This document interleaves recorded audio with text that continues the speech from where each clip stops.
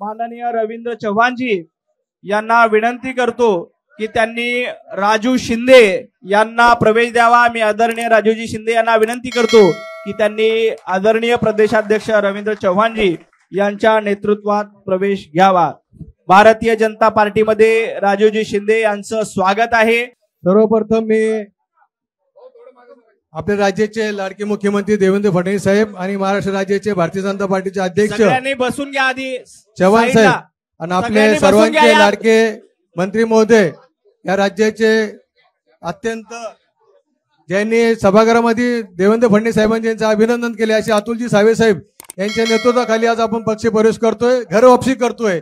यांच्या सर्वांचं मी मनापासून आभार व्यक्त करतो की पुन्हा एकदा साहेब आम्हाला तुम्ही पक्षामध्ये सोबत घेतलं। आम्ही पहिल्यापासून भारतीय जनता पार्टीचेच कार्यकर्ते आहोत आणि याच्या पुढे सुद्धा राहू।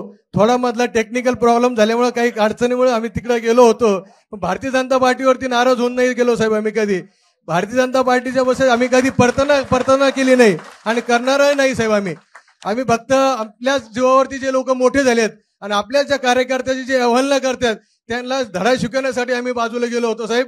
आणि आदरणीय आपले नेते आमचे अतुलजी सावे साहेब, डॉक्टर कराड साहेब असतील, संजय भाऊ केनेकर असतील, अध्यक्ष आमचे शितोळे साहेब असतील, सर्वच बोराळकर साहेब असतील, अनिल मकरे असतील, त्यानंतर आमचे खंबाती साहेब असतील, किरण पाटील असतील, सर्वांच्या नेतृत्वात आणि यावेळेस साहेब आपल्या सर्वांना आदरणीय अध्यक्ष घेतलं जाऊ पहिलेच आदरणीय रवींद्र चव्हाण साहेब प्रदेश अध्यक्ष भारतीय जनता पार्टी साहेब, छत्रपती संभाजीनगरच्या कालच्या कार्यक्रमाला जर आले असते त्याच्यापेक्षा 10 पट लोक तिथं होते, परंतु आपला दिल्ली दौरा होता असल्यामुळे आम्हाला येता नाही आलं। आज आम्ही 100 गाड्या घेऊन आपल्याकडे आलोय आणि मोठ्या यांनी आपल्या अतुल साहेबांनी आम्हाला मोठ्या मनाने आपलंसं केलं।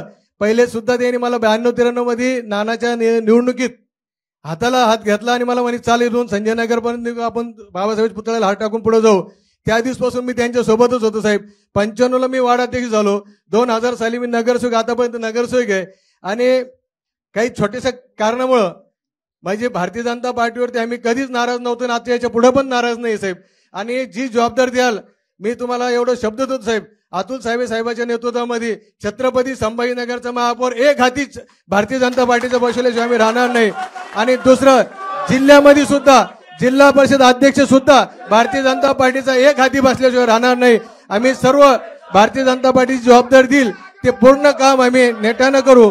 आणि अजूनही साहेब कार्यकर्त्याच्या ताकदीवर आपण ही निवडणूक लढणार आहे आणि निवडणूक कोणती निवडणूक येऊ द्या साहेब, या निवडणुकीमध्ये भारतीय जनता पार्टी 100% भारतीय जनता पार्टीचं सगळं संभाजीनगर जिल्ह्यात झालेलेच आहे।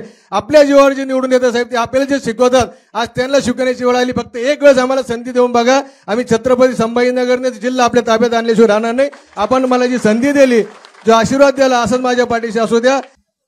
सगळ्यांना विनंती आहे की आपण खाली बसायचे, कोणी उभं राहायचं नाही, सगळ्यांनी खाली बसा। भारतीय जनता पार्टीचा, भारतीय जनता पार्टीचा सन्मान्य गिरीश भाऊ महाजन साहेब, भारतीय जनता पक्षाचे प्रदेश अध्यक्ष रवींद्रजी चव्हाण साहेब, सुनील बाबा गायकवाड, पवनदादा ठाकरे, दीपकजी पवार, संदीप बापू पाटील, समाराम दादा, जेडी अण्णा, सगळे मान्यवर, आज तुमच्या सगळ्यांच्या साक्षीनं भारतीय जनता पक्षामध्ये मी प्रवेश करतो आहे।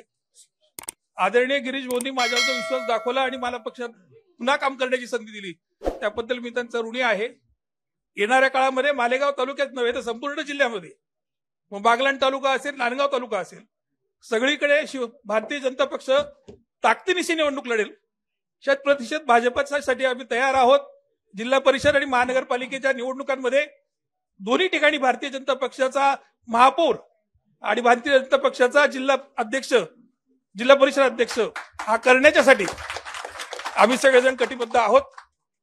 मागच्या जिल्हा परिषदेच्या निवडणुकीमध्ये सुद्धा मालेगाव तालुक्यातनं 5 आणि सटाणा तालुक्यातनं 4 जिल्हा परिषद सदस्य हे भारतीय जनता पक्षाचे आपण निवडून आणले होते। दोन्ही जिल्हा परिषद, दोन्ही पंचायत समिती आपल्या आल्या होत्या।